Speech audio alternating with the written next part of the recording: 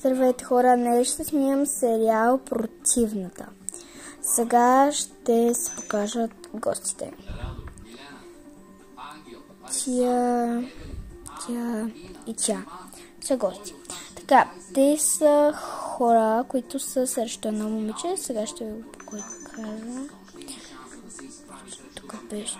Чакайте, хора, ще ви покажа като е намерено. Това беше точно пред очите ни, а това момиче е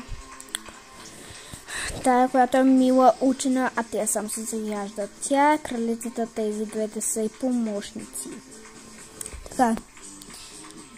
А пък какво правиш тук, бе? Ти ще ми кажеш, какво ще правя аз, бе? Някой друг ли ще ти го каже? Много ме страх. Престани се заяждаш. Аре, престани ме. Какво заяжда с нея, бе? Какво заяжда с нея, бе? Ти пък по-добре мокни. Я по-добре ти да си завършиш някъде устата. И да си затвориш капаната уста. Браво, момичета. Сега отиваме на училище.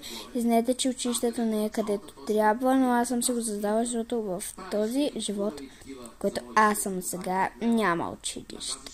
Така, учим в училище. Училище сме, съжалявам, че това училището много... Тук има... Така. Ползвяват се. Сега, изчакайте. Там, госпожа, за цяло муцка, какво правиш? Като цяло нищо. Какво прави тази селенка? Така. Ти я знам, бе. Какво правиш тук, бе? Ти ще ми кажеш къде да уча. Може.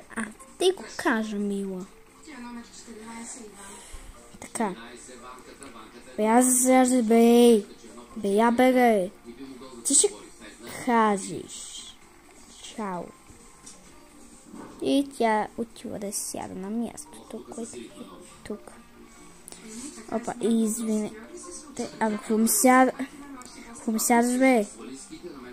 Аз си сядам като цяло. Това е гадно.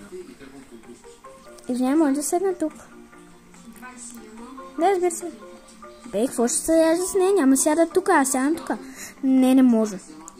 Какво училище? Яшит. Оп. Хора, ще има втор част, така че се абонирайте за канала, за да може да имаме втора част. Така че, чао от мен и втора част ще има някой друг ден. Бай!